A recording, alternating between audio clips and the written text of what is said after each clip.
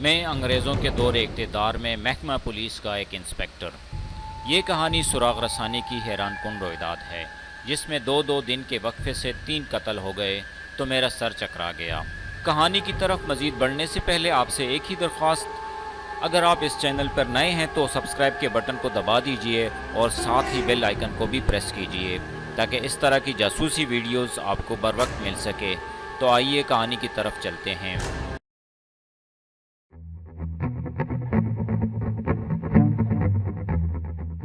میرے دماغ میں یہ خیال آیا تھا کہ شاہ کے بیٹے نے کسی عورت پر ہاتھ ڈالا ہے اور اس عورت نے اسے ختم کر دیا ہے۔ اس کی مٹھی میں عورت کے بال اور لاش کے قریب کانٹے کا موتی بتا رہا تھا کہ قاتل عورت ہے۔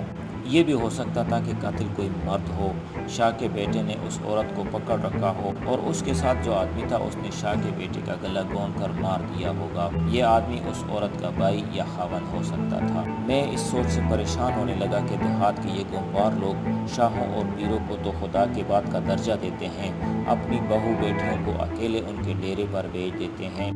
ان میں ایسا جرت والا کون ہے جس نے شاہ کے بیٹے کو قتل کر دیا ہے؟ میرا دماغ مجھے بار بار قدیر کی بیوی کی طرف لے جاتا تھا۔ میں نے اس کے گھر پوچھ گچھ کے دوران اس کا ہاتھ اپنے ہاتھ میں لیا اور اس کا رد عمل دیکھا تھا۔ پھر اس عورت نے بھی اس کے متعلق بتایا تھا کہ عائشہ خوبصورت چڑیل ہے، اس کے اندر زہر بھرا ہوا ہے۔ میں نے شاہ سے پوچھا، قدیر کی بیوی عائشہ تمہارے پاس آتی ہے؟ اس نے کہا، کبھی کبھی۔ میں نے کہا، رات آئی تھی؟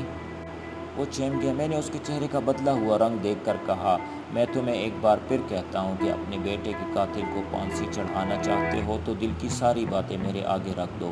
تم نہیں بتاؤ گے تو مجھے دوسرے لوگوں سے تمام باتوں کا علم ہو جائے گا، پھر میں تمہیں اپنے بیٹے کے قتل کے شبے میں گرفتار کر لوں گا، تمہاری پیری مریدی بالکل ختم ہو جائے گی۔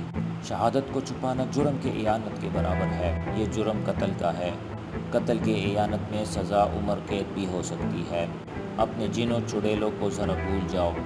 رات عائشہ تمہارے پاس آئی تھی؟ اس نے کہا، نہیں۔ میں نے کہا، دن کے وقت آئی تھی؟ اس نے کہا، ہاں۔ میں نے ایک شک کے تحت پوچھا، تم نے اسے رات کو آنے کے لیے کہا تھا؟ کہا تو تھا، لیکن وہ… یہ کہہ کر وہ عجیب سی طرح ہنس پڑا۔ کہنے لگا، وہ بڑی اکڑ مریدنی ہے۔ میں ساری بات سمجھ گیا۔ میرے لیے اتنا ہی فکر کافی تھا۔ میں نے کہا، تم نے اسے کہا تھا کہ رات کو آنا، تعویذ دوں گا؟ اس نے کہا تو یہی تھا۔ میں نے کہا، وہ تعویذ کیوں لینے آئی تھی؟ اس نے کہا، اس کا خاوند مارا گیا ہے۔ مجھے صرف اتنا ہی کہتی تھی کہ شاہ جی دعا کرو، خدا میری مشکلیں آسان کر دے۔ میں بہت بڑے چکر میں آ گئی ہوں۔ میں نے یہاں پہنچ کر اس سے کچھ بڑی ہی ننگی باتیں پوچھی۔ شاہ نے مجھے یقین دلایا کہ عائشہ اس کے ہاتھ نہیں چڑھی تھی، وہ اپنا جسم دینے کو کبھی تیار ہی نہیں ہوئی تھی۔ میں یہی سننا چاہتا تھا۔ میں وہیں سے قدیر کے گھر چلا گیا۔ یوں معلوم ہوتا تھا جیسے خدا نے مجھے اندھیرے میں روشنی دکھا دی ہے۔ قدیر کے گھر جا کر میں نے قدیر کی بیوی کو اندر اپنے پاس بٹھا لیا۔ اس کے چہرے پر صاف تبدیلی تھی، گھبراہٹ اور ڈر کا اثر تھا، لیکن وہ مجھے پہلے سے زیادہ حسین نظر آ رہی تھی، اور اب مجھے پتہ چلا کہ اس کے حسن کی اصلیت کیا ہے۔ یہ اس کے اندر کا حسن تھا۔ میں نے اسے بہت تسلی دی اور کہا کہ جو کچھ پوچھوں وہ صاف صاف بتا دو۔ میں وعدہ کرتا ہوں کہ تمہارے سر سے دوپٹہ نہیں اترنے دوں گا۔ اب کوئی بات چھپا بھی نہیں سکو گی۔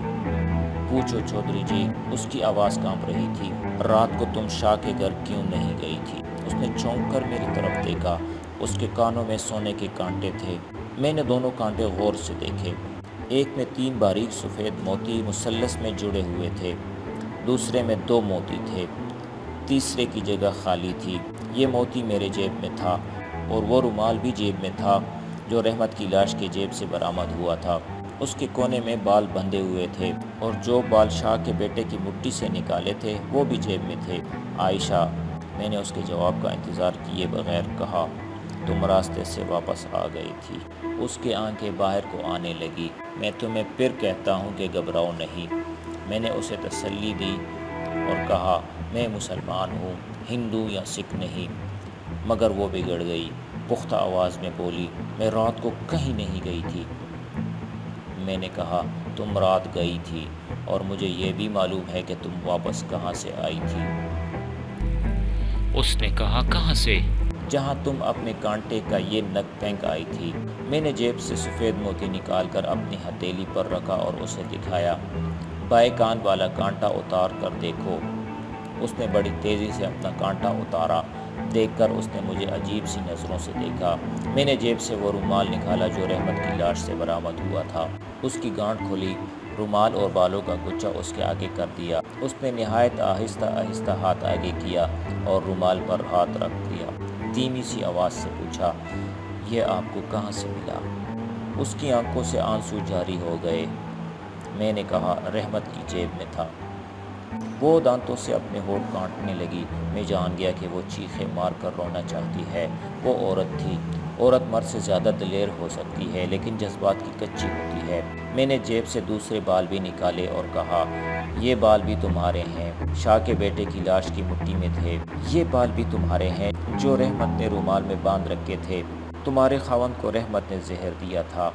مجھے ابھی بالکل یقین نہیں تھا کہ یہ بال اسی کے ہیں۔ اس کے ہونٹ کانپنے لگے۔ وہ ہونٹوں کو دانتوں میں دبا کر ساکن کرنے کی کوشش کر رہی تھی۔ کبھی ادھر دیکھتی، کبھی دوسری طرف سر گھما لیتی۔ وہ سخت بے چین ہو گئی تھی۔ اچانک اٹھ کھڑی ہوئی اور اس نے دروازے کی طرف دیکھا جیسے وہ بھاگ جانا چاہتی ہو۔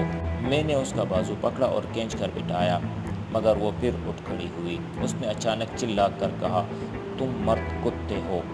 رحمت بھی کتا تھا، شاہ کا بیٹا بھی کتا تھا، شاہ بھی کتا ہے۔ میں نے اٹھ کر اس کا چہرہ اپنے ہاتھوں میں لے لیا اور کہا، اور میں تمہارا بھائی ہوں۔ اس نے چہرہ میرے ہاتھ سے چھڑانے کی کوشش کی اور کہا، میرا کوئی بھائی نہیں۔ اس نے اپنے دونوں ہاتھ میرے سینے پر رکھ کر زور سے دھکا دیا اور خود دڑام سے فرش پر بیٹھ گئی۔ بولی، پوچھو، کیا پوچھتے ہو؟ میں سولی پر چڑھنے کے لیے تیار ہوں۔ اس نے فرش پر زور زور سے ہاتھ مار کر کہا، سن لے، رحمت کو میں نے قتل کیا ہے، شاہ کے بیٹے کو میں نے قتل کیا ہے، بتا اور کیا پوچھتا ہے تو؟ اس وقت وہ اتنے زیادہ قہر اور غصے میں تھی کہ مجھے شک ہوا جیسے وہ پاگل ہو گئی ہے۔ اس کے دانت اس طرح دکھائی دینے لگے جیسے کوئی خوبصورت چڑیل ہو۔ میں نے بڑی مشکل سے اسے ٹھنڈا کیا اور اسے یقین دلانے کی کوشش کی کہ وہ آرام سے بات کرے، میں اس کی مدد کروں گا۔ اس پر وہ رونے لگی۔ تو یہ تھا آج کا ایپیسوڈ۔ امید ہے آپ کو پسند آیا ہوگا۔ کمنٹس میں اپنی رائے کا اظہار ضرور کیجیے۔ اس کے ساتھ ساتھ اس چینل کو سبسکرائب کیجیے اور بیل آئیکن کو بھی پریس کیجیے تاکہ ہمارا ساتھ برقرار رہ سکے۔ شکریہ۔ ملتے ہیں ایک نئی کہانی کے ساتھ، تب تک کے لیے خدا حافظ۔